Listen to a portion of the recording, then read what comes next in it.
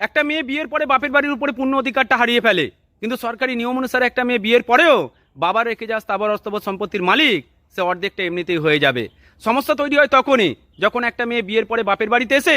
আমার আমার করে, তখন দাদা কিংবা দাদার বউ চিৎকার করে বলে ওঠে আমার ননদের বিয়ে হয়ে গেছে, তারপরেও সে কিন্তু বাপের বাড়িতে এসে